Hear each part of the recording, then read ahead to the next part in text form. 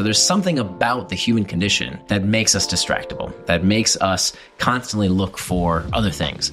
And that probably served us on the plains of the Serengeti 200,000 years ago when, you were constantly looking out for danger, you're looking out for opportunity. But, today that's not necessarily a skill that we want to run rampant. We need to learn how to control it. If you can remove external triggers from your environment, so for example, if people are trying to stop a substance abuse, sure, abstinence might be able to work for you. But how do you remove the triggers for technology? There's nothing wrong with external triggers. If an external trigger tells you, hey, it's time for that meeting, it's time to go exercise, it's time for that thing you said you were going to do that's in your calendar, wonderful, it's serving you. But if it's an external trigger that you get this notification while I was with my daughter, now it's not serving me, I was serving the notification. Oh, by the way, before we get into this episode, I would love to tell you a little bit about Life Notes. Now, Life Notes is a weekly-ish email that I send completely for free to my subscribers, and it contains my notes from life. So notes from books that I've read, podcasts I'm listening to, conversations I'm having, and experiences I'm having in work and in life. And around once a week, I write these up and share them in an email with my subscribers. So if you would like to get an email from me that contains the stuff that I'm learning, almost in real time as I'm learning it, you might like to subscribe. There is a link down in the show notes or in the video description. Nir Eyal, welcome to the podcast. How are you doing? I'm doing great. It's so great to be with you. We've been talking about this for a while now. Thank you so much for coming to London. Oh, for my pleasure. Experiencing the vibe on this lovely summer's day. All right, so what does it mean to be indistractable? Being indistractable means that you are as honest with yourself as you are with others. Meaning, one of the worst things you can be called in life is a liar, right? That is a horrible put down about your character. And so we never want to be a liar. That would be a horrible thing for someone to call us. And yet we lie to ourselves every day. We say we're going to exercise, but we don't. We say we're going to eat right, but we skip. We say we're going to be fully present with our loved ones, but we're not really. We say we're going to work on that big project. We're not going to procrastinate, but somehow we delay and we delay. So we constantly lie to ourselves. And what that means is that we look back on our lives and we are full of regret. We said we should have done that thing. We should have started the business. We should have written the book. We should have started the podcast. We should have started YouTubing, whatever the case might be. But we didn't do it. We got distracted. So being indistractable is about doing what you say you're going to do. So what prompted you to write the book, Indistractable? Okay, so for me, there was one inciting incident for me that really kind of started me down this path where I had to reassess my relationship with distraction. I was with my daughter one afternoon, and we just had some daddy-daughter time planned. And we had this book of activities that dads and daughters could do together, make a paper airplane throwing contest, do a Sudoku puzzle. But one of the activities in this book was to ask each other this question. The question was, if you could have any superpower, what superpower would you want? And I remember that question verbatim, but I can't tell you what my daughter said. Because in that moment, for whatever reason, I just thought it was a good time. Let me just check this one thing, honey. And by the time I looked up for my phone, she got the cue that whatever was on my phone was more important than she was. And she left the room to go play with some toy outside. And I knew I blew it. And so that's when I realized that I had to reassess my relationship with distraction. Because if I'm honest with you, it wasn't just with my daughter. It would happen when I would say I was going to do one thing. I was going to exercise. I was going to work on a big project. And yet one thing or another came up and I didn't do what I said I was going to do. And so that's when I decided that if I could have any superpower, it would be the power to become indistractable, simply to follow through on the things I know I want to do, right? And I don't need convincing. I know I need to do this, and yet somehow I didn't do it. And so that's why I think becoming indistractable is the skill of the century, that there's no facet of your mental health, your physical well-being, your career. All of these things require us to be able to harness our attention. This is truly how we choose our life. Nice. So why do so many of us struggle with distraction? What's going on there? I think it's a product of two things. One, it's human nature. We know that Plato, the Greek philosopher, talked about this struggle with akrasia, the tendency to do things against our better interest. He talked about this 2,500 years ago. So there's something about the human condition that makes us distractible, that makes us constantly look for other things. And that probably served us on the plains of the Serengeti 200,000 years ago when, you were constantly looking out for danger, you're looking out for opportunity. But, today that's not necessarily a skill that we want to run rampant. We need to learn how to control it. So that's reason number one. Reason number two is that we have this abundance of so many good things in our life. right? We live in an age where the first time in human history, there are more people dying of diseases of excess than of scarcity. So it used to be that human beings would die of starvation when there was a famine. Well, today, more people die of diabetes and obesity than they do of famine. So we have this excess, we have abundance. The same goes with information. We don't ever have to be bored anymore because there's instant entertainment at all times of day or night right here in our pockets found with our phones. And that's a good thing. A lot of people like to deride this stuff. They say, oh, it's technology, it's the modern world, it's all these bad things. Well, number one, these distractions have always been with us, right? Plato talked about it 2,500 years ago. And two, getting rid of these things are not going to solve the problem because distraction is part of the human condition. And furthermore, the fact that these devices are so engaging, that they're so fun to use, that's not a problem, that's progress. Right? What are we going to say? Hey, Apple, your phones are too user-friendly. Stop making them. I want to use them too much. Hey, Netflix, your shows are too entertaining. Please stop making such good shows. No, that's ridiculous. We want these good things in our life. So the price of all that progress, the price of living in an age with so much abundance is that we have to learn a new skill set. We have to learn how to live with these technologies, how to get the best of them so they don't get the best of us. In the book, you talk about the idea of internal triggers. What are internal triggers and how do they cause us to get distracted? Yeah, so many people, when it comes to distraction, they blame the things outside of us. We blame the pings, the dings, the rings, all of the things in our outside environment that can lead us towards distraction. Now, those things can be a trigger for distraction. Those are called external triggers. But we know from time studies that those external triggers only account for about 10% of our distractions. So 10% of the time that you check your phone, is it because of a ping, ding, or ring? But that's what we tend to blame. What we don't remember, what we don't think about, is that 90% of our distractions, 90%, begin from within. These are called internal triggers. What are internal triggers? Internal triggers are uncomfortable emotional states that we seek to escape. Boredom, loneliness, fatigue, uncertainty, anxiety. These are these uncomfortable sensations that we look to escape many times with distraction. So whether it's too much news, too much booze, too much football, too much Facebook, you are always going to get distracted from one thing or another unless you understand the root cause of the problem. So if we just keep blaming the external triggers when they account for such a small share of the reason for our distractions, we don't get to the real cause of the problem. Solid. That surprises me. I would have thought that the reason I get distracted by my phone is the fact that I get all these notifications. But we're saying it's not actually because then I think when I'm on the couch or when I'm on the toilet, it's not a notification I'm responding to. It's something else. Yeah, that's right. It's a feeling. And so that's, to me, this whole question of distraction and why don't we do what we say we're going to do, right? This ancient question that Plato asked as well.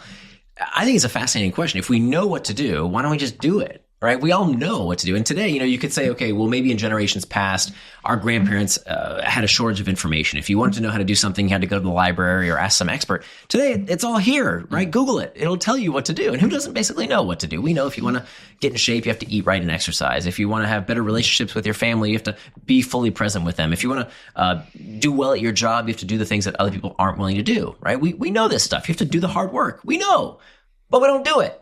And so to me, that's a really interesting question. So in order to understand why do we get distracted, I think we have to actually go a layer deeper and ask, why do we do anything and everything? What's the nature of human motivation? Most people will tell you that motivation is about carrots and sticks. We've all heard this, right? Turns out neurologically, that's not true.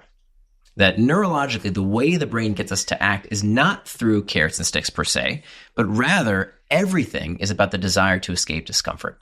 The way the reward system in the brain works is that the carrot is the stick, right? Think about that. The carrot is the stick, meaning that even when we want to feel good, pleasure, desire, craving, hunger, lusting for something, the desire for pleasure is itself psychologically destabilizing. So everything you do is about the desire to escape discomfort.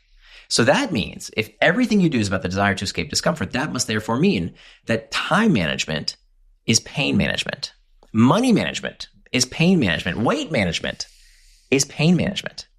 And so that's why these internal triggers are so important. If you don't master these internal triggers, they will become your master. Nice. How do we master these internal triggers? Yeah. So this is the most important part. I think a lot of people gloss over. They look for the tips, the tricks, the life hacks, right? Show me the app, show me the secret solution, give me the nootropic that's going to fix this problem. But at the end of the day, if 90% of our distractions begin from within, we have to figure out these strategies to master internal triggers. So there's a dozen different tactics in my book, Indistractable, on how to do this. And you have to experiment. You have to see what works for you. I'll tell you what works for me. So a couple of techniques that work really well that I use literally every single day come from acceptance and commitment therapy. I didn't make them up. They've been around for decades. One of them is called the 10-minute rule. The 10-minute rule says that you can give in to any distraction, whatever that distraction might be, whether you're on a diet and you're trying to resist that chocolate cake, whether you're trying to quit smoking, whether you're trying to not check your phone every 5 minutes when you're trying to be with your family or do a work project. You can give in to that distraction, but not right now. In 10 minutes. And if 10 minutes is too long, make it the 5-minute rule. It doesn't really matter. What you want to do is a couple things. Number one, this shows you that you have agency, that you can actually do what you say you're going to do. You can resist anything for just 5 minutes. So by showing to yourself, hey, you know what? I'm not controlled by these distractions. I can wait a few minutes. I will do that thing, but a little bit later, in 10 minutes. The other thing that I think is super important that a lot of people forget is that they think that the right path to stop a behavior is abstinence. And for some behaviors, that can be the case, right? If you can remove external triggers from your environment. So for example, if people are trying to stop a substance abuse, if you can remove those triggers from your environment, sure, abstinence might be able to work for you. But how do you remove the triggers for technology? Right? It's all over the place, right? We need our devices in order to stay connected to work, to family, to loved ones. That is part of the modern experience. Food, same way. You can't just stop eating food. You need food to survive. So in those cases, strict abstinence, telling yourself no, can backfire. It's called psychological reactance. Psychological reactance says that when you are told what to do, when your agency is threatened, the natural human response is to rebel.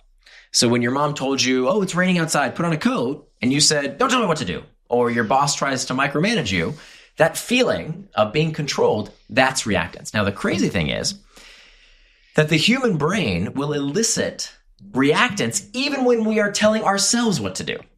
So when you tell yourself, don't check TikTok, don't watch YouTube, you are literally making yourself want it more.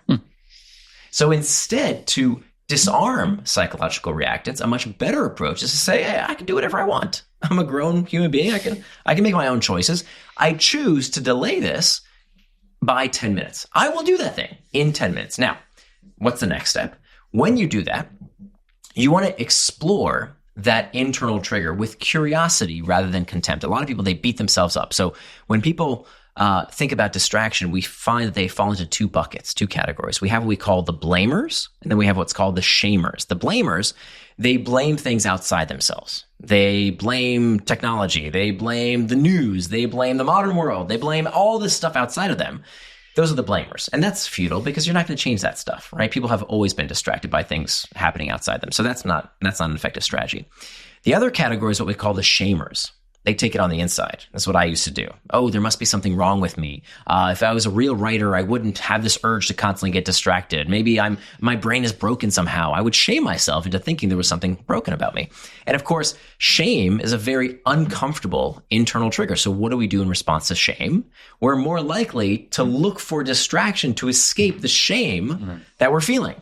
So we don't want to be a blamer. We don't want to be a shamer. We want to be what's called a claimer. A claimer claims responsibility not for how they feel. So this was a big one for me.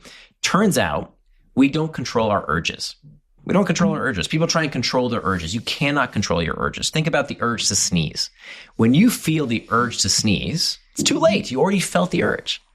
All you can do is to decide what you will do in response to that urge, right? So hence we can claim responsibility. Responsibility comes from how you will respond to that urge. So what do you do when you feel the urge to sneeze? Do you sneeze all over everyone and get them sick? No, you take out a handkerchief and you cover your face, right? That's the responsible thing to do.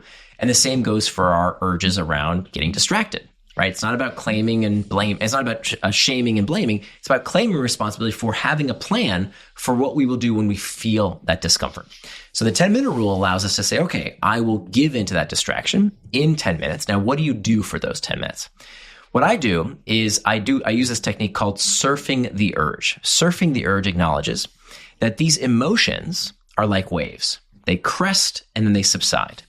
But that's not how it feels in the moment. In the moment, when you feel bored or anxious or uncertain or lonely, you feel like you're always going to experience that emotion. But that's not true, right? That if you acknowledge that in a very short period of time, that emotion will crest and subside, you can ride it like a surfer on a surfboard until it's gone. And so what I do, I write every single day. And writing never gets easier. Like, there's no such thing as a writing habit, by the way. People try and make everything into a habit these days. And by definition, that you can't, right? A habit is defined as a behavior done with little or no conscious thought. How exactly do you write with little or no conscious thought? Right? I don't know how to do that, right? How do you, an exercise habit, that's a misnomer, because habit requires little or no conscious thought. If you're trying to break your PR, that requires effort, that requires thought. So you can't just, habit it away. You have to put effort towards these things. These are the things that people tend to get distracted from. So while I'm writing, oftentimes when I'm about to say, let me just check email real quick, or let me just Google something, right? What I'm doing is I'm trying to create an excuse for me to get away from that internal trigger of is this writing going to be any good? And it's kind of boring and I'm not sure where it's going to go. And is anybody going to read this? All this doubt and uncertainty. What I do is I take a pause. I set a timer for 10 minutes. I put my phone down. And I say, okay, I close my eyes and I just surf that urge. And so for me, a useful technique, another one that I talk about in the book, is to have a personal mantra. And so you can create your own mantra. I'll share with you my mantra. So in those 10 minutes, I have a choice to make. I can either get back to the task at hand, and whenever I'm ready to get back to the task at hand, get right back to the writing, or I can surf that urge by just taking a few seconds to repeat my mantra. My mantra sounds like this. I close my eyes and I say, this is what it feels like to get better. This is what it feels like to get better. That's just my personal mantra. You can create your own. To me, that reminds me that it's supposed to be difficult, right? If it was easy, everyone would do it. That's part of the struggle. That's part of a craft, is pushing through that discomfort. And what I find 9 times out of 10 is that before those 10 minutes are up, I'm right back at that task at hand.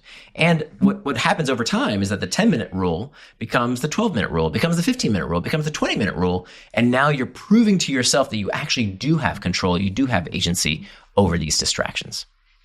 Man, you're so good at this. It's like fucking sick. I'm like, damn, I wish I was this prepared when I was doing podcasts about my book. I'm like, really? You're such the man. Conviction, such confidence. I'm like, I don't know so what good. you're talking about. I've always admired how you can get in front of a camera and do what you do. Wait, so you don't do it like this? No. How do you I feel like I'm all over the place. It feels like you've got the talking points down. You've nailed it. The blamer, the shamer, the this. You've got your football and Facebook thing. It's like the rings, the dings, the pings, the thing. And it's like, it's just so well done. I guess because you've done so many of these that you've got in the reps.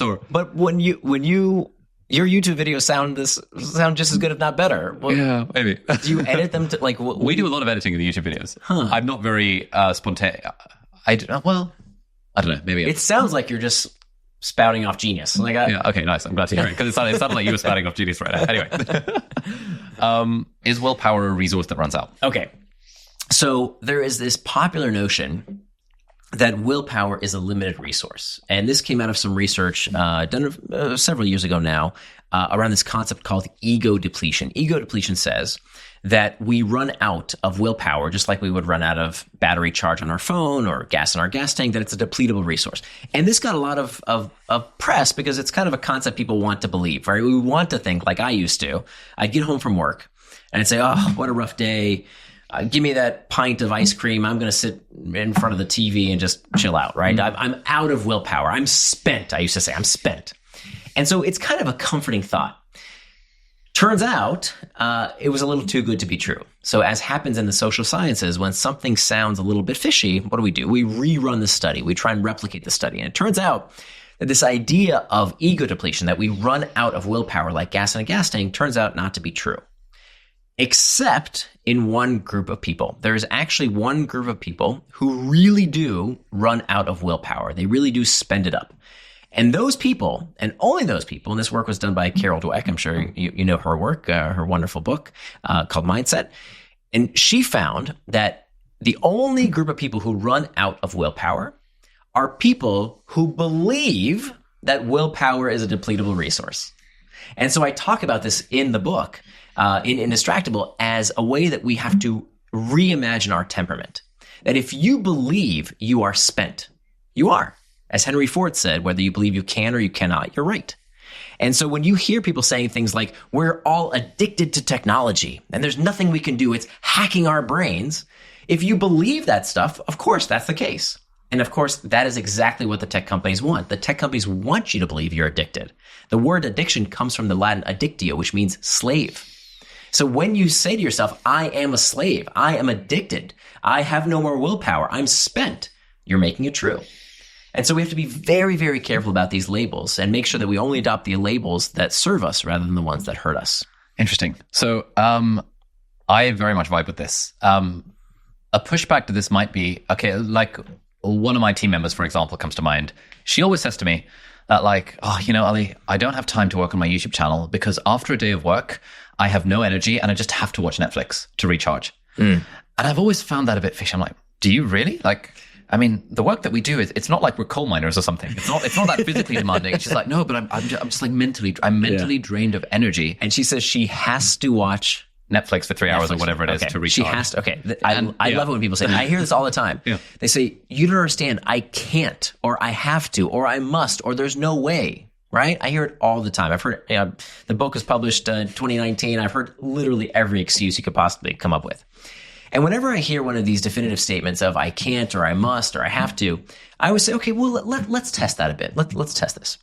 What would happen if when you got home, instead of watching Netflix, which you say you have to watch because you're spent, I told you that if you don't do whatever it is you said you're going to do, go to the gym, play with my kid, read a book, work on a project, if you don't do that, you're going to have to pay me $10,000.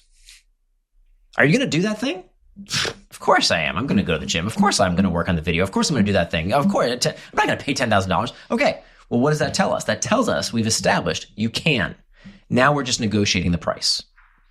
And so when you do that, this is step 4 of becoming indistractable, making a pact. And this is something that I actually did with a friend of mine, with Mark Manson, actually, when we were writing, we were both working on our books.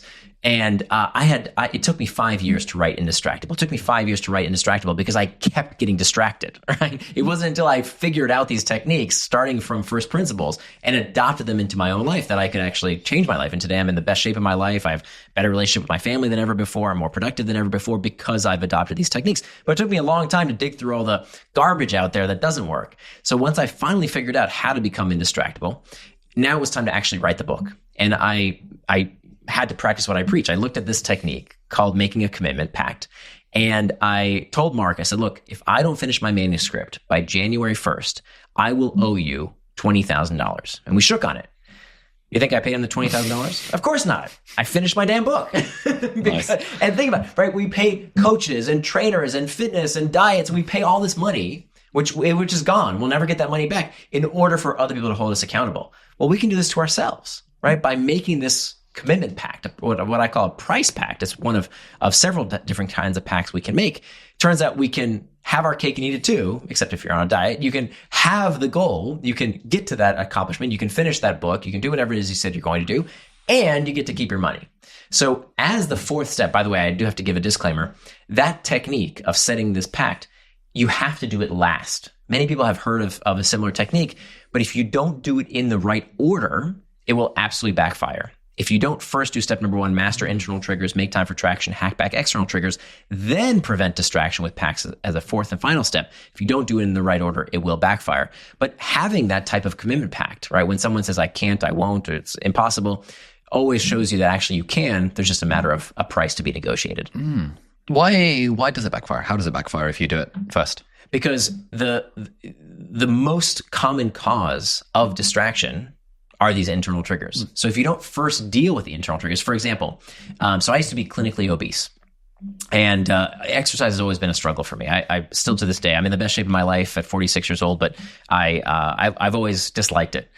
So one of the things I did after I did the research for the book is I utilized this technique of making a price pact. And I still to this day, I have a calendar in my dresser, next to my dresser, that on this calendar is taped a fresh, crisp $100 bill.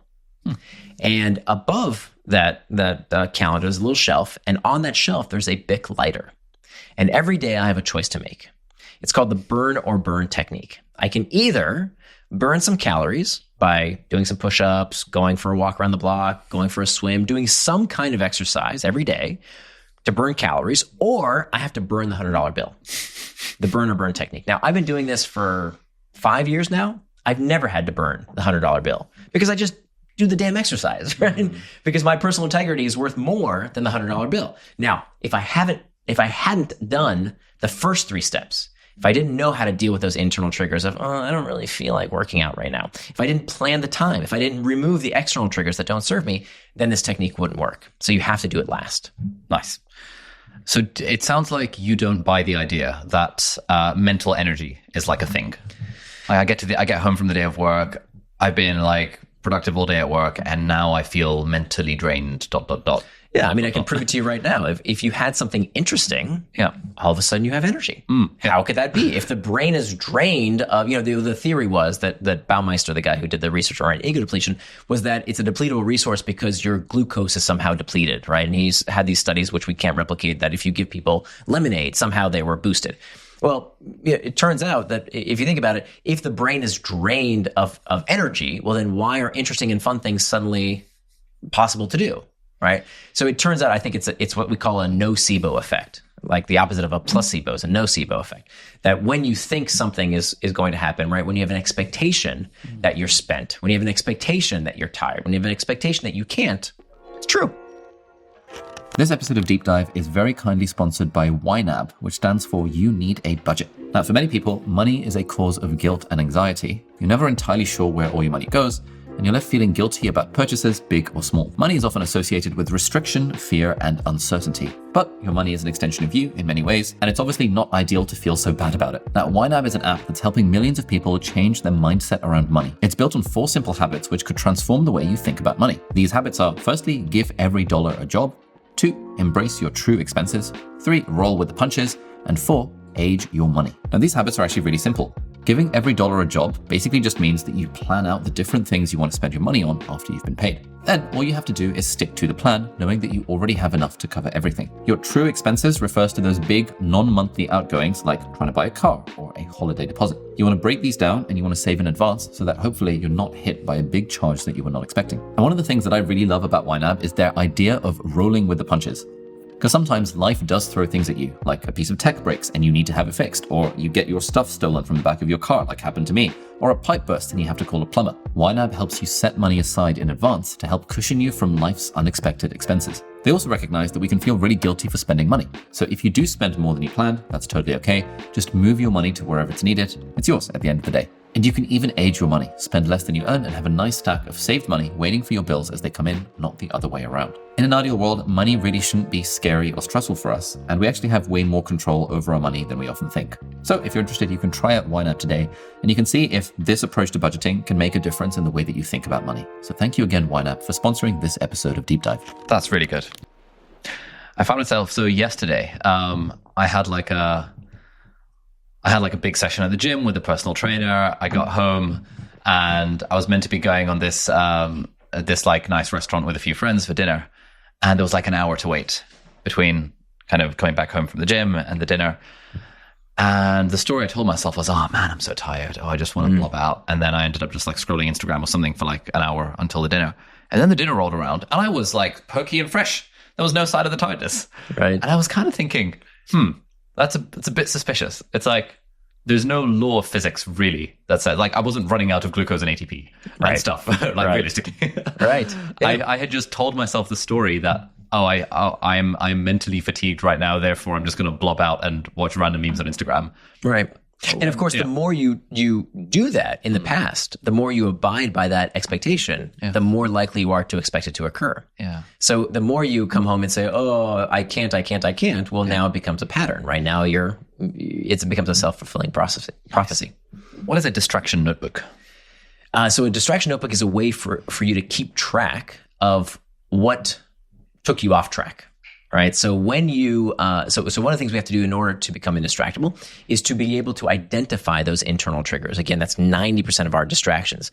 So most people have no sense of why they got distracted. They all of a sudden find the cigarettes in their hand. They all of a sudden find the phone, they're scrolling on TikTok or whatever, without realizing what was the preceding internal trigger. So a distraction notebook is a way for you to start bringing awareness to what is that preceding emotion that you are trying to escape. Because every distraction only has 3 potential causes, right? If you're doing something that is not what you said you were going to do, it's only because of 3 reasons. Either it's an internal trigger, some kind of feeling, an external trigger, some kind of external prompt in an outside environment, or a planning problem. That's it. There's only 3 potential reasons. So when you have a distraction journal, when you start keeping track of, okay, I said I was going to do this, but I did something else, you can start identifying why. Now, why is this so important?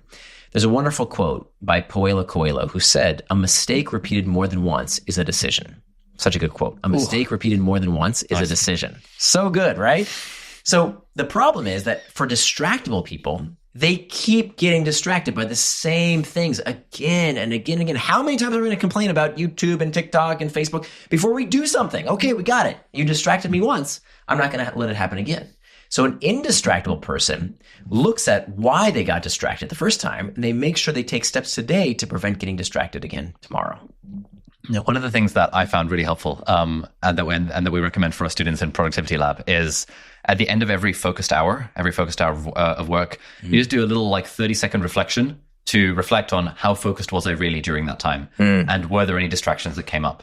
And then if you have that written down, like for me, the other day I noticed that in the middle of the work session, I got up and went to the bathroom. But while I was there, I opened up my phone and just habitually went on Instagram. And then I ended up there for 15 minutes longer than I really should have been. Yeah. I was like, oh, that's interesting. It's interesting that I did that. And I just set Opal, my app blocking thing, to be like, okay, let me just block Instagram during working hours. And now that problem is gone. Right. So now when I'm on the toilet, it's the only thing I have the option of opening is the Kindle app. And that is just a lot less dopamine inducing than Instagram, for example. So I was like, okay, cool. I may as well get off the toilet and get back to work. And if it gets you once, okay, distraction can get anybody once. But you took action about that. You noted what happened and you did something about it. So you can't complain about it. If you know the cause, you know the solution, you can't just keep complaining. You've got to do something about it. And that's exactly what you did. Yeah. The other thing I found when doing the strategy was I'd be like, oh, there's a thing on my desk, like a piece of paper I've just taken a note on. And then, I don't have a bin next to me. So let me just get up and go downstairs to the kitchen. And I realized, you know what? Let me just spend £3 on Amazon and just buy a bin and just have it next to my desk. Yes, exactly. It just solves that problem. So that's exactly the purpose of this distraction journal, is that when you write down, I wanted to take down the trash downstairs, and then you look back and say okay, that wasn't necessary. What can I do to prevent it from happening tomorrow? So if you want to boil down my work over the past decade now on distraction, it's this. The antidote to impulsiveness is forethought. That's the summary of my work. The antidote to impulsiveness is forethought. That procrastination, distraction, it's not a character flaw. There's nothing wrong with you. It's not a moral failing. For the vast majority of people, they don't have ADHD. It's way overdiagnosed. Very, very few people actually have clinical level ADHD, I believe. But we believe that there's something, there's something wrong with us. But rather, what it means is simply that if we can take steps today to prevent distraction tomorrow. So the antidote to impulsiveness is forethought, that if you leave it to the last moment, if you wait till the cigarette's in your hand, you're going to smoke it. If the chocolate cake is on the fork on the way to your mouth, you're going to eat it. If you leave your cell phone on your nightstand every night, it's going to be the first thing you reach for in the morning before you say hello to your loved one. It's too late, right? If you leave it to the last minute, they're going to get you. But if you take steps, if you prevent it from happening by taking steps today, there's no distraction we can't overcome tomorrow.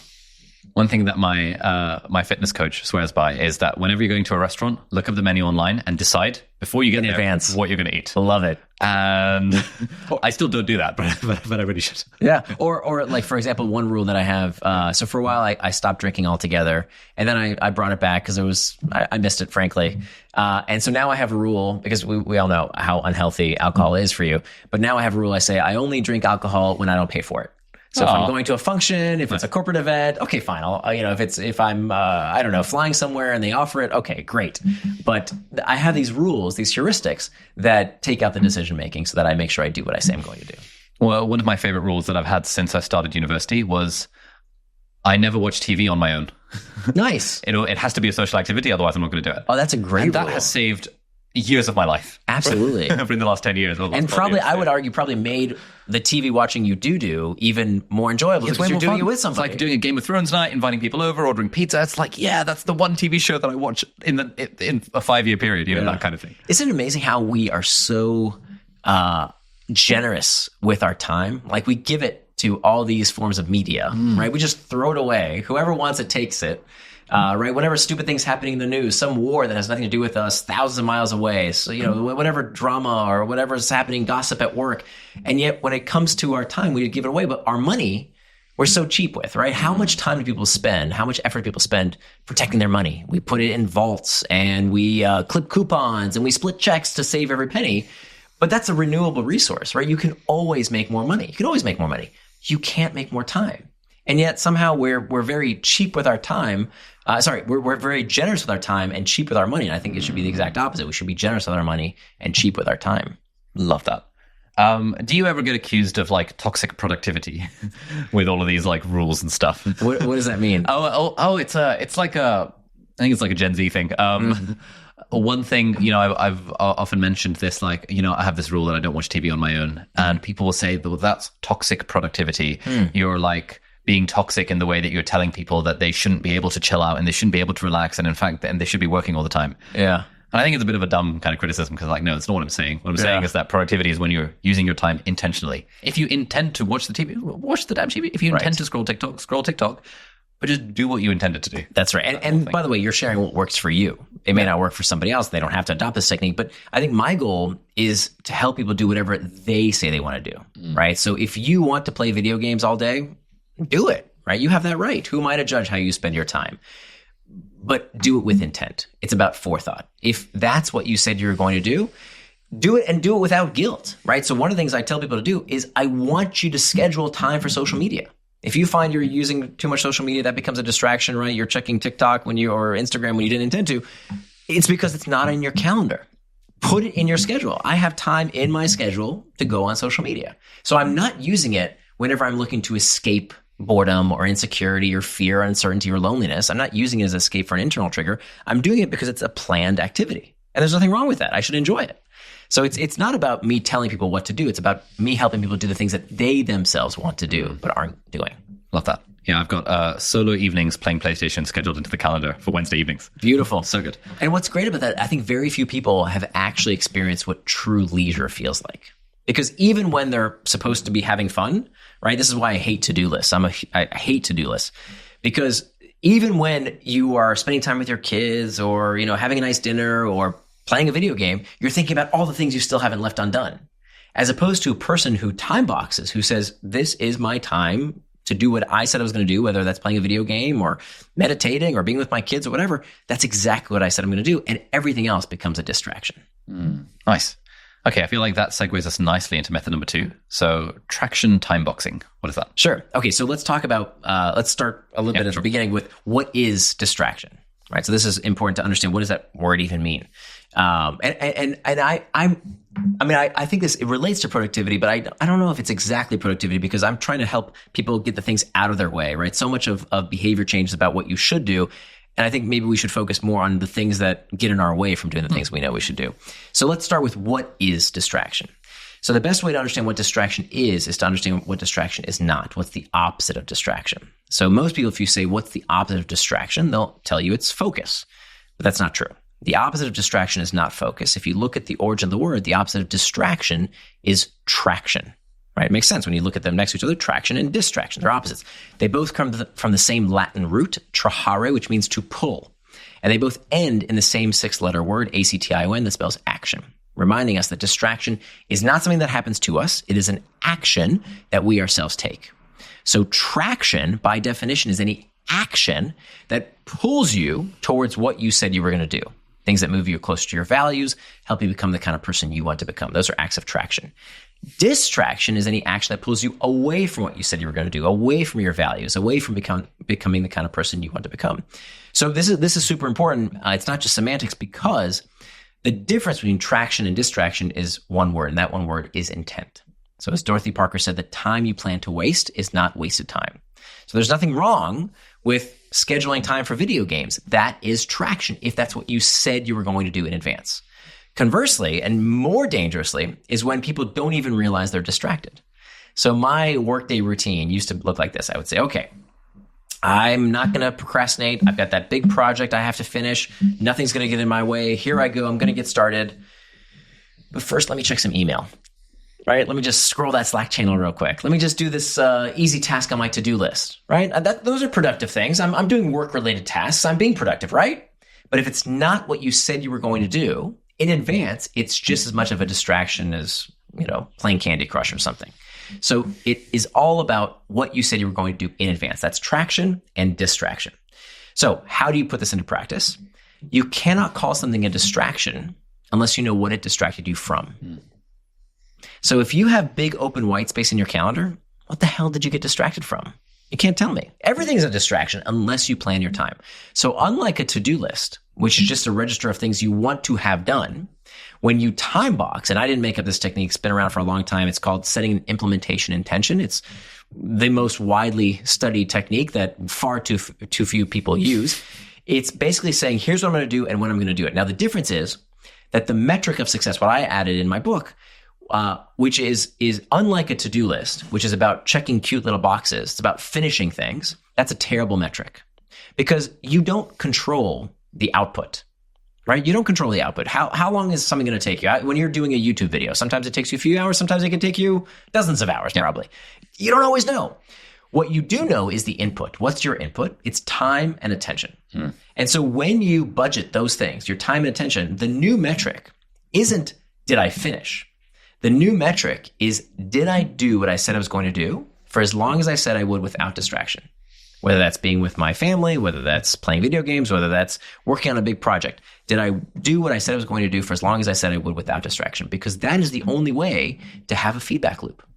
So the reason that it takes people on average 3 times longer to finish a task than they predict is because they have no way of knowing how long things take. So when you have a time box calendar, you say, okay, I'm going to work on this task for 1 hour, 30 minutes, 15 minutes, doesn't matter. And I'm going to do nothing but. Now you have a feedback loop. Now you can say, okay, well, I need to make this slide presentation and it's going to be 30 slides long. And I did about 3 slides. That means I need a total of 10 time boxes to finish the entire presentation. You can start being a better estimator of how long things take, as opposed to someone who uses a to-do list. You say, okay, I'm gonna finish that task today. Here I go. I'm gonna get started for 5 minutes. They work on it and they say, oh, you know what? Let me get a cup of coffee real quick. And oh, Janice is at the water cooler. And oh, you know what? I need to do this other thing. And wait, what was I working on again? So this is why time boxing eats to-do lists for breakfast. It's a much, much better technique because it allows you to understand for the first time what is traction, anything that's actually in your calendar, and everything else is a distraction. Yeah, man, I completely agree. I discovered time boxing, I think, sometime into my first year of med school. And immediately I realized, okay, this is just has unlocked so much more time for me. Right. Because now I can time box when I'm supposed to be working on that essay based on the deadlines. I can time box all of my social events. I can time box lunch breaks. I can time box breakfast. Right. I was rowing for that first year, so I could time box waking up at 4 freaking a.m. and going for a rowing session in the freezing cold. But it helped me figure out what I wanted to do with my time, but also where the free time was. Yes. So I could be like, I've got 3 hours tomorrow evening free. I wonder what I want to do with that time. Oh, there's this long list of clubs I've been thinking of joining. Let me go try taekwondo for like an evening or something like that. Yeah. I became immediately way more intentional when I started running my life by my calendar. And this is what people forget. They think, time boxing has to be just about the boring stuff, just about the productive, the work and I have to be an automaton. You can schedule fun. Right? I want you to schedule fun, right? If you like playing video games, you want to hang out with your friends, whatever it is you like to do, put that time in your schedule. In fact, in the book, I talk about these 3 life domains of you. You have to schedule time to take care of yourself. If you can't take care of yourself, you can't take care of other people, can't make the world a better place. You've got to schedule time for rest, for exercise, whatever it is that's important to take care of yourself, including video games, including Netflix, including all the stuff that you want to do for yourself to become the person you want to become. But the second domain is your relationships. That part of the reason we have a loneliness epidemic in the industrialized world is that we no longer have those pre-scheduled interactions with our friends, with our community, right? But as society became more secular, many people don't go to church or the Kiwanis Club or those interactions. And this is why more and more people are lonely today. And loneliness isn't just sad, it's unhealthy. We know that it's as dangerous statistically as smoking and obesity. So we've got to schedule this time, whether it's our significant others, our family, our friends. That time has to be in our schedule to connect with other people. So that's the relationship domain. And then finally, the last life domain is the work domain. So most people go throughout their day doing what's called reactive work, reacting to notifications, reacting to emails, reacting to taps on the shoulder from their boss. That's reactive work. It's part of everyone's job. We have to have that time. The problem is that people get habituated to this reactive work. Why? Because you don't have to think. You don't have to ask yourself, what should I be doing? I'll do whatever my email inbox tells me to do. I'll do whatever, whatever the local crisis is. That's what I'll do, right? I'll do whatever is easy. That's what I'll do. As opposed to when you do what's called reflective work, as opposed to reactive work. Reflective work is the kind of work that can only be done without distraction. So planning, strategizing, thinking, for God's sakes, can only be done without distraction. So if you're not planning that time in your day, if you're not keeping some time in your calendar for reflective work, I promise you're going to run real fast in the wrong direction. Nice. Yeah, one way I think about this is where I kind of think of tasks as falling into two categories. Either it is a focus task or it is an admin task. And I have to categorize it in one of the two. A focus task is like, the goal for me is to just sit down, focus on just one thing and just do it, ideally for as long as I can without being distracted, as long as it takes to get the thing done. An admin task is where the goal is to just finish it as soon as possible because it's this random thing that has to be done. And so I will schedule, when I have enough admin tasks that pile up, I'll schedule a half-an-hour block that I call an admin party in my calendar to just sort of play a game with myself, where the goal is to put on some music, maybe go to the local coffee shop and just bang out like all of these different admin tasks. Yeah. And the way I think of it is that admin tasks, it's sort of like if you're a boat, the random reactive shit you have to do is like water piling onto the boat, and your admin is sort of like bailing it out. It's not actually helping you move forward. The focus tasks are helping you row the boat forward, just going in a direction that you want. But like, you got to make some time to get rid of the admin, because otherwise it's going to cause you to sink because you haven't paid your taxes or haven't paid your bills or whatever. So this actually, what you've done is a fantastic demonstration of what Ian Bogos calls making things fun. Now, what's interesting about, he talks about play anything. He has a wonderful book called Play Anything. And what's so interesting about his technique is that he talks about how the conventional advice of how do you do the things you don't want to do. Just to back up, everything we're talking about now is about the things you don't want to do. Right? People talk about flow as a solution to our productivity problems. Just get into flow. Well, how do I get into flow doing my taxes? That's no fun, right? Like, you'll never get into flow with taxes. Flow is about, Csikszentmihalyi, when he wrote Flow, it's about athletes playing basketball and painters painting. It's fun things. It's the things you want to do. The part that people have trouble with are the things that are not fun to do. So how do you get those things done? So Ian Bogos talks about how you can add fun to a task, and that fun doesn't have to be enjoyable. It's kind of counterintuitive. You don't have to enjoy play. Why? Because play can be a tool to focus our attention long enough to help us complete the task. So how do you do that? How do you make something into play? You do two things. You add constraints, which is exactly what you did. You said, okay, I got a bunch of things. I want to see how many I can do in this hour at this coffee shop without distraction, right? How many can I bang out? That's a constraint, right? The time constraint. And the other is to add variability, to look for the uncertainty in that situation, to kind of peel back the onion and find what's interesting about it. So when I write, the only thing that drives me is that curiosity, right? What might I find? What's the answer to this problem? So if you can find what's interesting about that task, you can learn to play it. And again, it doesn't have to be enjoyable. It just has to hold your attention long enough to get the task done. Nice. You talk about building a schedule around your values. What do you mean by that? So what are values? I define values as attributes of the person you want to become. So the way you do that is that you turn your values into time. If you want to know what someone's values are, you don't look at what they say. What you do is you look at two things. You look at their calendar and you look at their pocketbook, right? You look at how they spend their money and how they spend their time. That's someone's values. So what you want to do is to turn your values into time by asking yourself, how would the person I want to become spend their time? And that's where those three life domains come in handy, right? How would the person you want to become spend their time taking care of themselves, taking care of their relationships, and taking care of their work? And so what that's going to invariably do is it's going to force you to make trade-offs. Because unlike a to-do list that has no constraints, right? You can always add more to a to-do list. By the way, I'm not against taking things out of your brain and putting it on a piece of paper. That's a great idea.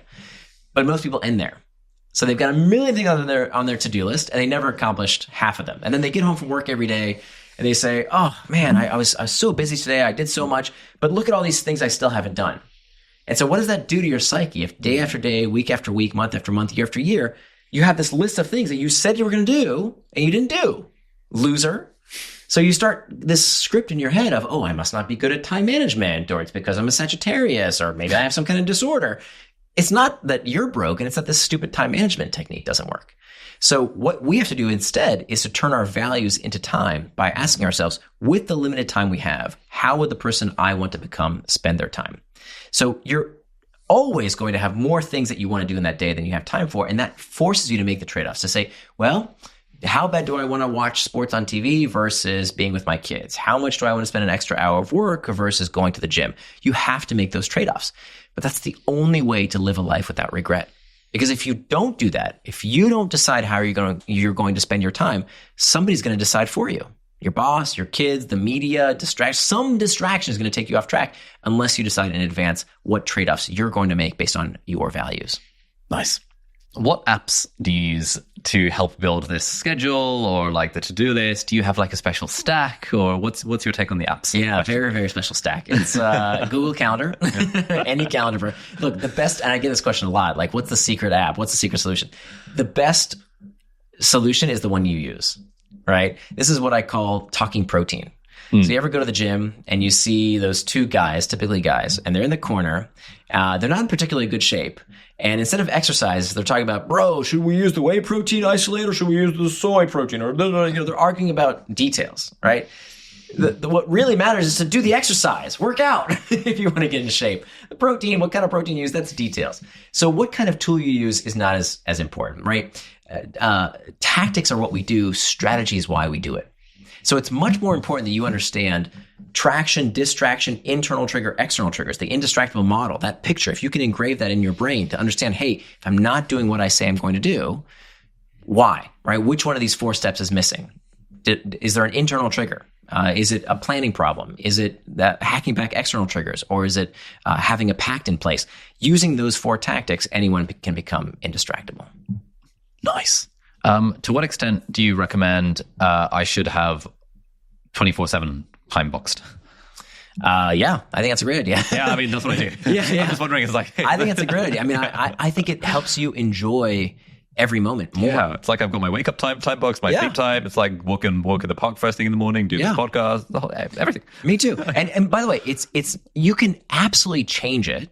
You just can't change it in the day. I think people sometimes resist making a time box calendar because say, oh, it's too rigid, and what if I can't follow it? That's fine, because they have this mentality that we have to be like drill sergeants, but that's not the right mindset. The right mindset is not being a drill sergeant. It's being a scientist. What's the job of a scientist? A scientist makes a hypothesis, runs an experiment, and then looks at the results, and then runs new experiments based on those results. So what I've done, I change my calendar constantly. I just don't change it in the day. So I can change tomorrow's schedule. That's fine. If I say, oh, I'm going to meet my friend Ali, or I'm going to do this task or that task, that's fine. There's no problem with that. But once that calendar is set, once I know what I plan to do, that's it. Now I have to leave it alone. So the tools I use Google Calendar. That's, you can use a spreadsheet, you can use a piece of paper, whatever works for you to make a time box calendar. There's a schedule planner on my site that people ask this so much that I created one that they can download. I'll tell you some other tools that I really like for what's called multi-channel multitasking, because there's a myth that we can't multitask, and that's not true. We absolutely can multitask if we do it correctly. That, it's kind of productivity advice. Don't try and multitask. If you do it correctly, you absolutely can. How do you multitask? You do what I call multi-channel multitasking. So it is true that you can't multitask on the same input channel. You can't do 2 math problems at the same time. You can't watch 2 television shows at the same time. You can't listen to 2 podcasts at the same time. It's impossible. Your brain will have to switch attention between the 2.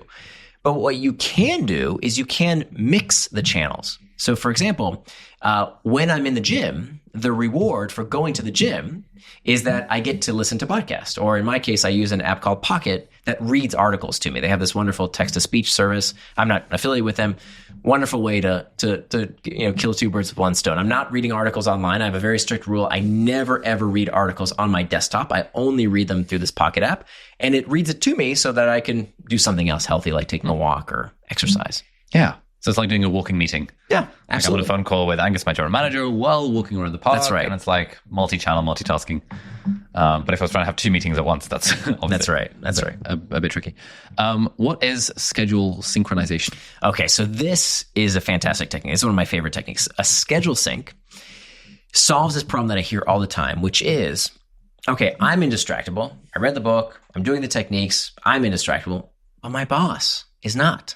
What do I do now? Right? My boss is constantly pinging and dinging me, asking me for all kinds of stuff. What do I do then? How do I let them know I need my time to do my work? So this process of schedule syncing helps you with that. And it helps you avoid the worst piece of personal productivity advice that we hear all the time. It drives me crazy. The worst piece of personal productivity advice is, if you want to be more productive, you have to learn how to say no. How many times have we heard that? That is the worst piece of productivity advice. You're going to tell your boss, the guy who pays your bills, you're going to tell that person, no, you're going to get fired. That's terrible advice. You don't tell them no. Instead, what you tell them is, let's look at the schedule, right? Not in this way. Let me tell you how you do it. You sit down with them and you say, look, can I have 15 minutes with you Monday morning, whenever time, 15 minutes. I want to show you something. And what you do is you print out your time box calendar. Part of the beauty of a time box calendar is that now you have a physical manifestation of how you spend your time. You print that out.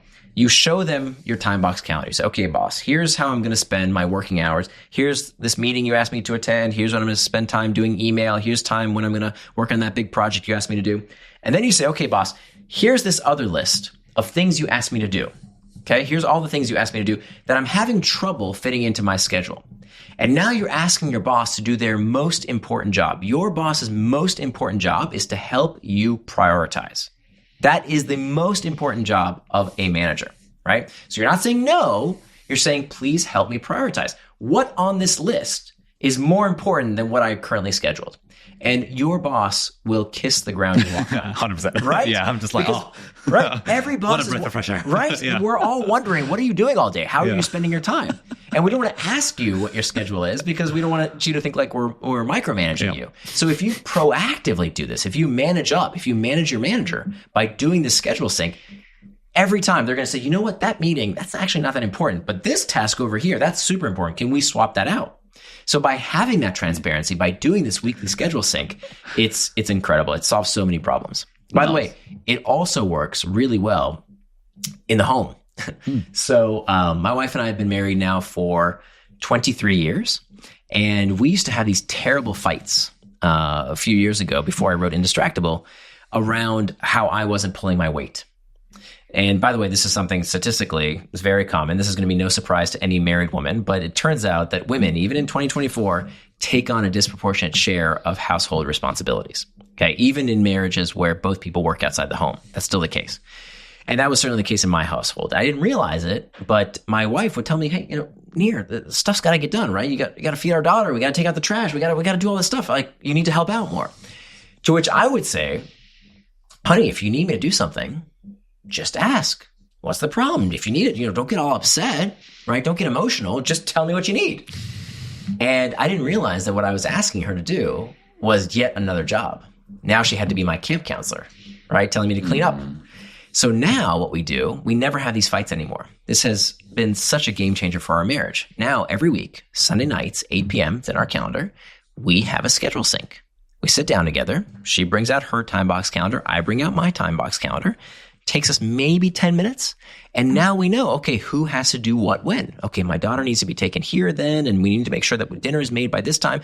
10 minutes, now we're in sync. And now exactly, I can live out my values of being in an equitable marriage because we know where the responsibilities lie. I know what I need to do. She knows what she needs to do. Nice. What other productivity techniques have helped you in your marriage? In my marriage, what else? For a friend. So I talk, okay, this is kind of personal, but you asked. So let's talk about our sex life. Why not? So we found a few years ago, again, been married for 23 years now. And a few years ago, we found that our sex life was really suffering. And the reason it was suffering was not for a lack of not loving each other or lack of intimacy. It was that every night we were going to bed later and later, and we were just exhausted. And part of that was that every night I would go to bed and I was caressing my iPhone and she was fondling her iPad and we weren't being intimate. Yeah. And so it wasn't until I started writing Indistractable that I decided to take on this challenge. And one of the best things we did was that I went to the hardware store and I bought us this outlet timer. And this outlet timer will turn on or off anything you plug into it at a set time of day or night. So in my household, till this very day, every night at 10 p.m., our internet router shuts off. So we probably don't even need it anymore because we've been doing it for so long. But what that means is that everybody knows no internet past 10 p.m. My daughter knows that. My wife knows that. I certainly know that.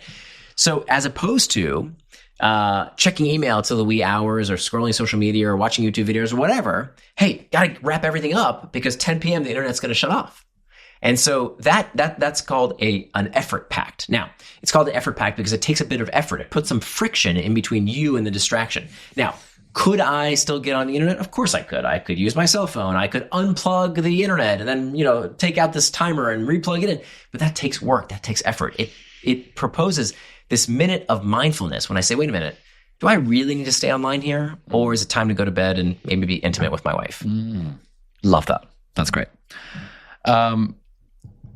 One of the things that people often say in response to the whole time box everything is that, but doesn't that take the joy out of life? Doesn't it remove any spontaneity? Yeah. Well, the beauty of it is, I've heard this one before, the beauty is that you can plan spontaneity. That's literally what I do. So every Saturday I have time with my daughter and we have this big swath of time. We have 3-hour chunk of time where it's literally called planned spontaneity. Why? I don't know what we're going to do. Maybe we're going to go surfing. Maybe we're going to go get some ice cream. Maybe we're going to take a walk. I don't know what we're going to do. But I know what I will not be doing. I will not be checking social media. I will not be responding to work emails because that time has been apportioned for someone I love very much and I want to be fully present. So you can still be spontaneous, right? You can still plan that time. But by booking that time, you're blocking out all the things that you don't want to be doing. Nice. All right, good stuff. Let's talk about external triggers. Yeah, so external triggers, all these pings, dings, and rings, they only account for about 10% of our distractions. But there's all kinds of things we can do to prevent them. And this is where it kind of gets nuts and boltsy. So, of course, we can do stuff with our phone, right? There's maybe one page in my book about how to make your phone indistractable. It's not very hard. You just need to use some of the settings that come pre-installed with everyone's phone to do that. That's kind of the kindergarten stuff, right? Because we all know that those are external triggers. So just simply following the rule, the best rule is asking yourself for all those notifications, which are serving you and which are you serving? Oh, so fun. Yeah. If the notification is serving you, for example, if you get a notification, there's nothing wrong with external triggers. If an external trigger tells you, hey, it's time for that meeting, it's time to go exercise, it's time for that thing you said you were going to do that's in your calendar, wonderful. It's serving you. But if it's an external trigger that you get this notification while I was with my daughter, now it's not serving me. I was serving the notification. So having that rule is a great step. Turns out 2/3 of people with a smartphone, 2/3 of people with a smartphone never change their notification settings. Can we honestly say that that technology is addicting us? It's hijacking our brains when we haven't taken 5 minutes to change the notification settings? That's kindergarten stuff. The more, I think that the stuff that people don't think about are the external triggers that we don't give enough attention. For example, meetings. How many stupid meetings did we not need to attend that could have just been an email, right? Why do we have to meet synchronously? Huge waste of time. How many of those emails that we get in our inbox are a complete waste of time? Those can be external triggers that we didn't need to receive or send. Turns out there was an article in the Harvard Business Review that found that 50% of the emails that the average white-collar worker receives, they didn't need to receive, and 50% of the emails they sent, they didn't need to send. So email can be a huge source of distraction. Our kids, we love our kids, right? Family members are great, but they can be a huge source of distraction. So we have to go through and hack back each and every one of those external triggers. And there's a way to conquer each one of them. How do you hack back your kids? How do you think about that? Yeah. So how do you hack back the external trigger caused by your kids? So we love them to death. They're fantastic. We love our kids, but they can be a distraction when you're trying to focus on a task and your kid needs you. So what do you do? First thing is to make sure you schedule your time appropriately. I talk to a lot of people who somehow think they can do it all at the same time, right? You can do it all. You just can't do it at the same time. So if your primary responsibility is to take care of the kids, take care of the kids. But if the primary responsibility is to work on something, work on something. So what do you do while you're working on something? Don't try and do both. So when my daughter was only 6 years old, and my wife and I both work from home, when my daughter was 6 years old, we sat down with her and we said, look, honey, mommy and daddy need time in their day to do their work. And so we went to Amazon and we bought what we call in our household the concentration crown. The concentration crown, if there's a picture of it in the book, it's this little wreath that my wife puts on her head, and it has this little LED, it lights up, you can't miss it. And what we told our daughter, we said, look, when mommy is wearing the concentration crown, that means you can't interrupt her unless you're bleeding. Right? If you're bleeding, it's okay to interrupt. Yeah. But unless you're bleeding, go figure something out. And it will never be more than 30 minutes. We promised her the time block will never be more than 30 minutes.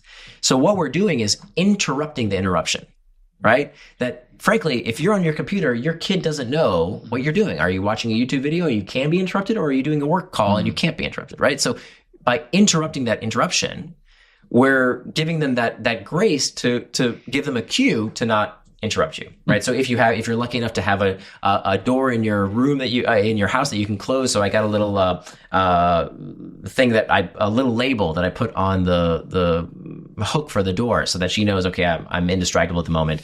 But my wife wears the Indistractable crown, the concentration crown. And it's surprisingly effective, not only with children, but also with husbands. Yeah, when I see her, I used to interrupt her when she's doing work. It's really effective now when she wears a concentration crown. She says, okay, I can't be bothered. We all know it's time to leave her alone. Yeah. It's interesting you say that, because another way of thinking about that might be that, like, hey, the kid's only going to be 6 years old once. There's nothing on my work that's more important than being distracted by the kid. And this is, in fact, a welcome distraction. I love for the kid to distract me. How do you think about that versus balancing with, I want to grind on this work task? Well, for that time when you're with them, absolutely. Be 100% available. If they want you, be 100% available. But, and that could be your entire day. If your value system, and if you have enough money in the bank to not have to work, good for you. You're in a very privileged place. Most of us got to get some work done. Yeah. Right. And so it's a reality that we need that time and space. And so as opposed to say, here's what happens. People don't drop everything and play with their kids. They yell at their kids. Right? They say, I'm working right now. Get out. That's really unfair because they don't know. They can't see. So you have to make some kind of very clear cue. By the way, this is also very effective in the workplace. So in every copy of my book, there is what's called a screen sign. It's this piece of cardstock. You pull it out of the book, you fold it into thirds, and you put it on your computer monitor. So everybody who walks by sees this big red sign that says, I'm indistractable at the moment. Please come back later. So by having that explicit message that says, hey, I need to work without distraction for a bit, not all day. You can't, go in some cave like a monk and not be bothered. Of course, some of your day is going to be spent doing that reactive work as well. But for that time when you need to work without distraction, particularly if you're working in an open floor plan office, incredibly distracting, incredibly hard to get work done. You need some kind of external cue. And frankly, putting on headphones, nobody knows what you're doing when you're wearing headphones. Are you listening to music? Can you be interrupted? Can you not? No. We need to make it socially acceptable. And increasingly it has been since I published the book. Having that screen sign that says I can't be distracted right now is very effective. Nice. What is temptation bundling? So temptation bundling is when we take a reward from one area of our life and we use it to incentivize us to do something in another area of our life. So this was work done by Katie Milkman, and it's what I use when I do this multi-channel multitasking. So listening to a podcast episode while I'm exercising, right? In my case, oftentimes it's articles that I have a hard rule. I never read an article on my computer. I only listen to an article when I'm doing something healthy. So that would be temptation bundling. Nice. Yeah, I really like that. Back when I didn't have a personal trainer, I would listen to fiction audiobooks at the gym. I would find that for me, I would get so engrossed in the audiobook, I would half-ass the workout. Like, how do you not half-ass the workout if you're like engrossed? It's a great point. Yeah. I find so short-form articles, you can only get so engrossed because they're max 5 minutes. So even if I miss something, I don't miss that much because it's only one article worth. Yeah. So worst case, I'll just listen to the article again. Nice. Good idea. Let's talk about the 3 different types of pacts.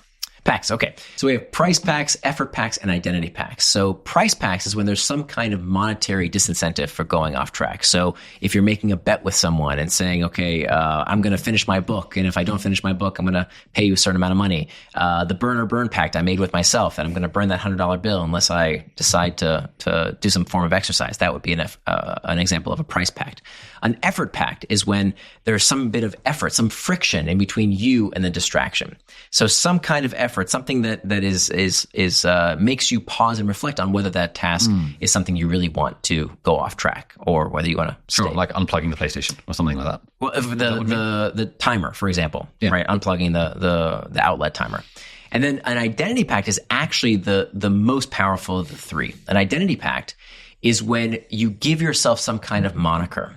And this came out of some amazing work done by Knudsen and all. And he found that the most effective way to increase voting in an election was this very simple technique whereby he called participants in the study and he changed one variable. He asked them, are you a voter or are you planning to vote? It's the only difference, noun versus verb form. And he found that people who were asked, are you a voter, were much more likely to vote. He actually went later and looked at the voter rolls to see how they voted. Well, if they voted, he didn't know how they voted, but whether they voted or not. And by simply asking, are you a voter, they were much more likely to go ahead and head to the polls. So using that technique to our advantage, by actually having a moniker, by having an identity. This is why the book is called Indistractable. Indistractable is meant to sound like indestructible. It's who you are. So when you have this identity, it makes you much more likely to follow through. This comes from the psychology of religion, in fact, that when someone calls themselves a member of a particular faith, they're much more likely to act in accordance. That's very good. This is going to be a very first world problem, but I've been thinking a lot about what do I call myself on my Instagram bio? Do I go like doctor turned YouTuber? Do I go doctor turned entrepreneur plus YouTuber? Do I put writer in there somewhere? And like two days ago, I was thinking, I want to make a start. I want to make a start on my next book because I feel like that would be kind of fun. You know what? Let me just add writer into my Instagram bio and on my kind of website sort of thing. Be like, hey, I'm Ali. I'm a doctor turned YouTuber, entrepreneur, and writer. It's like, now I feel like I can really embody the identity of writer. And what does a writer do? Well, a writer writes. And now it's like I've almost given myself permission that like, oh, this is the thing I'm going to do with some hours of the day. Yeah. And it's weird how adding that as an Instagram bio thing has actually made me feel a lot better about like, oh, I can do my writing now. Absolutely. And we see people using it in a way that serves them and many times in a way that hurts them. So when someone says that I'm a Sagittarius, and a Sagittarius has certain things that I'm bad at or I'm good at, you act in accordance with that, right? Or if you think you have some kind of diagnosis and that's incurable, and there's all kinds of things that we label ourselves that many times are not actually helpful. So if you say, oh, you hear this all the time, I'm bad at time management, or I have a short attention span. Well, yeah, again, if you label yourself as that, it'll be true. Versus someone who says, I'm indistractable. It's who I am. Right? And is it that different from someone who says, I'm a vegetarian? Is it so different? Not really, right? You go to lunch with someone who's a vegetarian, they order what they order, you order what you order. It's who they are. It's part of their identity. The fact that, I am a vegetarian means that that person isn't contemplating, ooh, should I have a bacon sandwich for breakfast? No, it's who they are. And so they act in accordance with that.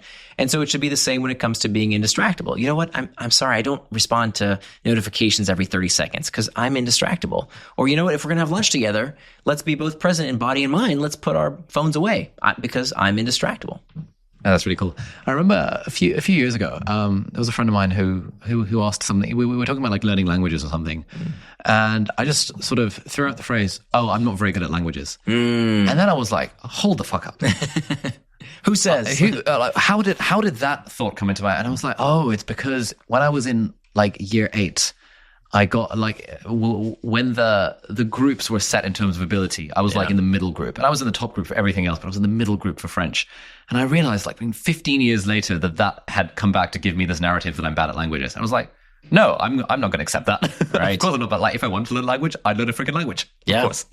And it's true. You may not have been very good, but that doesn't mean you can't practice and get better. Yeah. Right. Absolutely. And so it's the same when it comes to our focus and attention. And unfortunately, I think a lot of people almost want the label, right? We want to think that we're somehow deficient in some way because then we don't have to try anymore. I'm no good at languages, so then I don't have to learn, right? I can bow out of it, which is fine if that's your value system. But if there's something that you are capable of and you have this self-limiting belief that's keeping you from accomplishing that goal, that's sad. It's a disaster of your human potential. We have a bunch of students in our YouTuber Academy, often beginners, often slightly older, i.e. in their 40s, but actually slightly older, who will say, oh, I'm very bad at tech. Mm. And that is just a surefire sign that we need to work on some like emotional issues here, because like they're telling themselves they're bad at tech, and then they need the hand-holding from our team about like the cameras and the settings, and then they have this narrative that they're bad at tech, and like you can't do anything on YouTube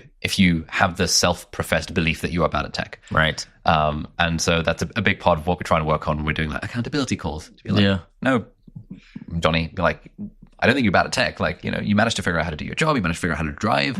You can figure out how to operate a camera. Here's some tutorial, you know, that kind of thing. Yeah, absolutely. Absolutely. And it's again, it's through practice, just like any other skill. We somehow think that we're supposed to miraculously have these skills embedded. We're supposed to know how to deal with these internal triggers. I never took a class on how to deal with my emotions. No, we never sat down and said, okay, well, how do you react to uncomfortable emotional sensations? It's a learned skill. It's a learned behavior. What are your thoughts on ADHD, overdiagnosis, and stuff? Yeah. So this is pretty controversial and not very popular, but I think it's way, way overdiagnosed. I mean, just the fact that, you know, there's apps on here that I could download and basically get a diagnosis in less than 30 minutes. Tells you something. And everybody gets a diagnosis. If you know what to say, you're going to get that diagnosis. And it's not that I don't think ADHD is real. ADHD is absolutely real. There are particularly children who do suffer from it. I think it's way overdiagnosed. How can it be the case that 1% of European children have ADHD and 10% of American children? Something's going on here. And part of it is that it's a very convenient diagnosis, right? If little Johnny can't sit still and he's 6 years old, I don't think little boys were meant to sit still for very long at 6 years old. And in our generation, we were just rambunctious, right? And we accepted it and we grew out of it. Today, it's just very inconvenient for teachers and parents to find other means. And so what do? You medicate.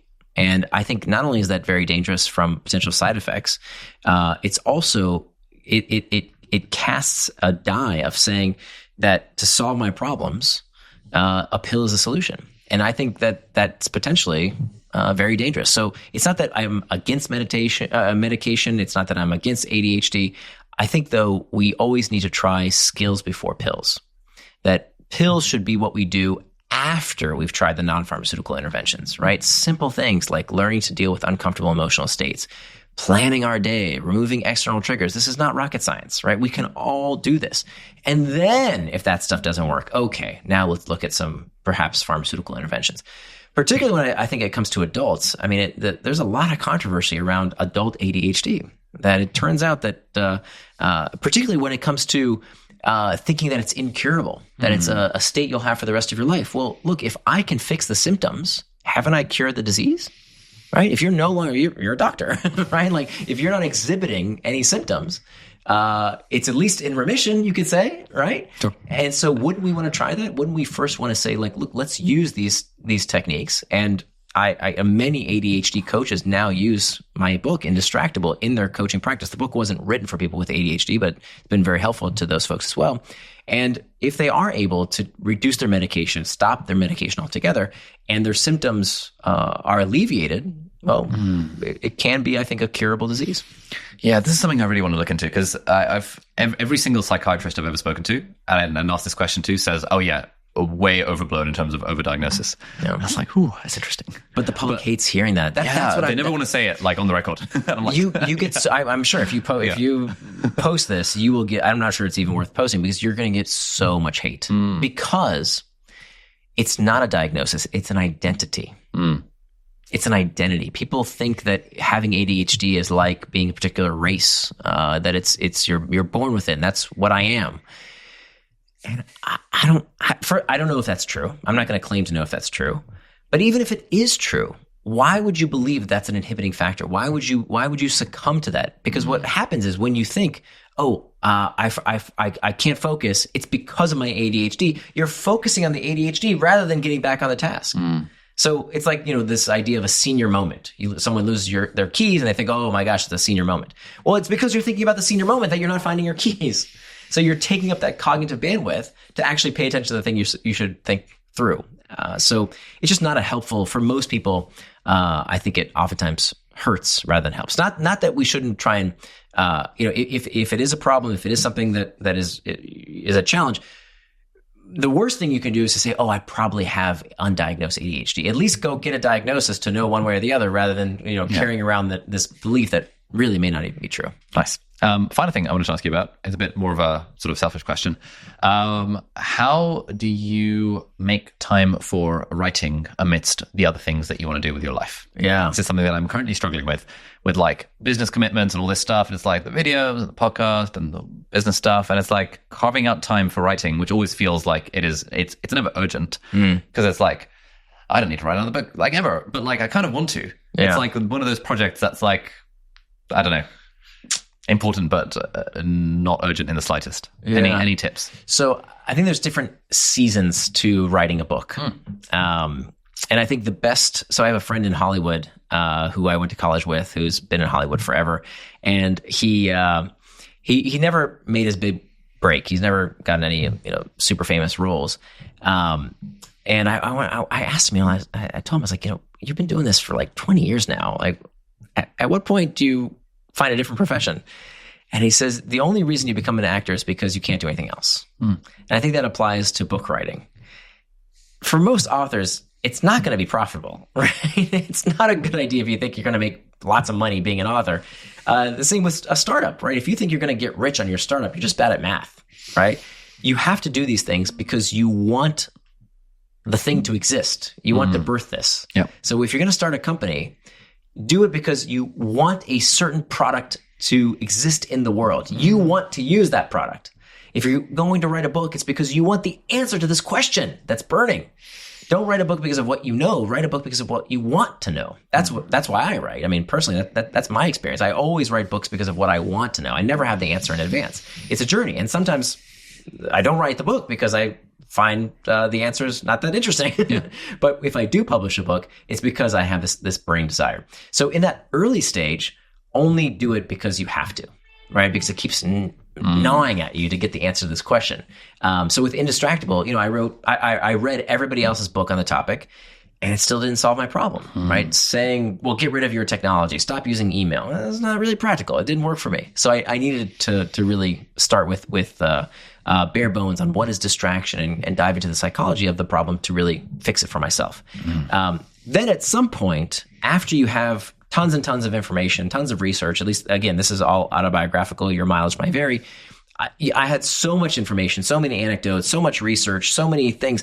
Then the stage, I think, is the most fun, where you're starting to connect dots, right? You see this constellation of stars, and now you're trying to figure out, are there any patterns here? So that's why both my books, there's always a central picture. Yeah, it's really nice. Well, that to me is actually... That must be very satisfying. It's very satisfying. It's also the hardest part. Yeah. Like, I spend more time on that picture than the writing. Because that's actually the hard part, because that's when you have to figure out what goes in and what goes out. Because it's really easy to write a book full of anecdotes, right? You can in a week, write a bunch of anecdotes around successful people and, cockamamie case studies, and okay, you got a book. But to imprint an image in someone's mind, says, when I have this problem, here's the picture, here, attraction, distraction, internal, external. To me, that's what's valuable when I read a book. So that's what I wanted to give my readers. So that's the second stage. And then the third stage is the cranking stage, where, okay, now you understand the outline, you understand the major points of the book, you understand the big picture message that you want to get across. That's where I find monk mode is quite helpful. Monk mode is not helpful in stage 1 or 2. It's really helpful in stage 3, where you go away for, full days at a time. Sometimes, like, wasn't it Toni Morris? Who was the author who would like lock herself in a hotel? Maya Angelou. That's right. Maya Angelou would do that. That's that final stage. Right? I think in the beginning stage, I think it's very hard to force yourself. You could do it for, that in those stages I would do. In stage 1, it's more time boxing the research time, right? I need to read these studies. I need to, finish that book and take notes on it. That's more where you can time box. But then when you just got to crank, to me, I like having the big chunks of time. Okay. So this is very reassuring, because I'm in stage 1 and I'm still not sure what book 2 will be, but there's like 2 or 3 ideas that I'm sort of intrigued by. Yeah. And when I am procrastinating, I'll research them and occasionally just tinker away on a notes file. And over time, they're just sort of slowly getting fleshed out. Yeah. And I guess I've been thinking, oh, I don't have my time booked for writing. But actually, at this stage, I don't really need it. I'm just sort of exploring and assembling things together, and maybe something will come of it. But I'm in no rush. So and in some ways, the writing, I think writing prematurely can be really demoralizing because if you start writing before you understand the big picture, you're probably going to trash that. I can't tell you how many words I've tossed out. Probably 10 times as many words that have been tossed out versus what's been published because I thought it was going to go one way and then it was a dead end and it didn't work at all. Yeah. Whereas if I had just collected tons of research, tried to make a picture out of it, tried to make something that is novel and is helpful, then write about it, that would be, I think, a little bit order. Nir, thank you so much. I wish I would have told myself that 2 books ago. Dude, same. I wish I told myself this 4 years ago. Final thing is, so I've just turned 30. Congrats. Thank you. And you very kindly gave me one piece of life advice, which is going to feature in a video very soon. Any other tips? Any other advice you would give a 30-year-old dude who is kind of doing a similar-ish career as you are and seem to have similar-ish values? I mean, I feel like I need to take advice from you. I don't need to ask you that question. I think something that served me as an author, and it's a real privilege to be an author, right? I think it's such a great job, right? We get paid to learn. Yeah. So one thing that's always I've tried to follow is follow my curiosity. That whenever I don't do that, whenever I worry too much about is this book going to sell and what are people going to think, and I don't know, like all the other stuff, like all the insecurities that come from writing. Whereas if I just remind myself, I want to know the answer. Yeah. Follow the curiosity. And the second thing, I think a lot of people get imposter syndrome when they write, thinking, well, who am I to say this thing? Yeah. And I took a class in college on jazz, and because this teacher, Dwight Andrews, was just a legendary teacher. And I never paid attention to jazz before. What I really loved about jazz is that it's the mixing of these various genres, right? It's European instruments with African syncopation, right? It's like all this mishmash, this purely American amalgamation. And I remember thinking much later on what a wonderful metaphor that is for overcoming imposter syndrome.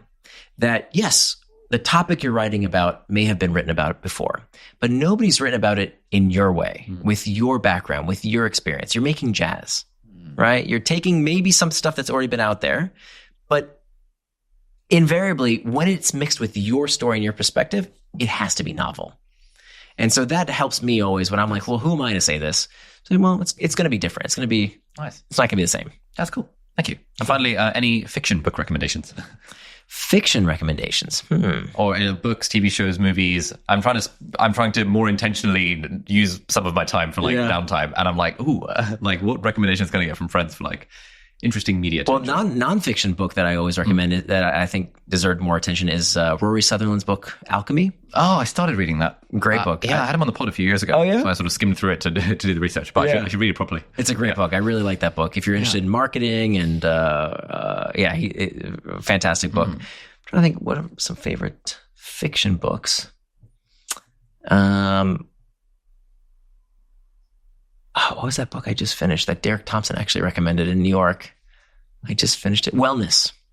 That was a pretty good book. It was okay. I don't know if it was a great book. It's pretty good. That was the last fiction book I read. Oh, perfect. Nice. Great. Yeah. Sorry, maybe that wasn't a great recommendation. I don't read that much fiction. I mostly read nonfiction. Breathe was really good. Did you read Breathe? By James Nestor? I think so. Yes. Yeah. That was scary. I've started taping my mouth since. Did you? Does it work? Yeah, I think my Whoop sleep scores seem marginally higher when I do. Really? I mean, I don't have an update because when I tape my mouth, I'm also going to bed at a decent hour, putting the phone away, taking the freaking magnesium supplement because I'm like, I'm going to take care of my sleep. so I haven't isolated the variables particularly. Yeah, but you try and do it every night to tape your mouth? Yeah. Did you snore before? Yes, but also I would breathe a lot through my mouth, and so I'd wake up in the middle of the night with a very dry mouth, and then I'd wake up and I'd be like, okay, well I might as well use the bathroom now, and it would just sort of interrupt the sleep. So yeah, for me it's just been more about it's a thing that stops me from waking up at night with a dry mouth, which is kind of nice. That there's actually insomnia was something that I helped that the research I did for Indistractable helped me overcome. I used to have get up in the middle of the night and have a really tough time falling asleep. And it kind of brings up a point you brought up earlier of what do you do when you say you're going to do something and then doesn't go the way you want. So if I say I'm going to sleep, I time box sleep, and I'm not sleeping. What do I do? And I started repeating this mantra that at night, that the body gets what the body needs. The body gets what the body needs. That I should with a postulate, if you let it. So because it turns out the number one cause of insomnia is worry about having insomnia. Yep. And so I would enter this rumination loop of, if I don't get to sleep soon, then tomorrow's going to be wrecked, and I got to go, why am I not sleeping? I'm not sleeping. I would stay up for hours. As opposed to now, whenever I can't sleep, I say to myself, the body gets what the body needs if you let it. So as long as I went to bed on time and then repeated this mantra whenever I would wake up, turns out my body would relax, I'd chill out, and I fall back asleep. Fantastic. Nir, thank you so much. My pleasure. Yeah. Thank you.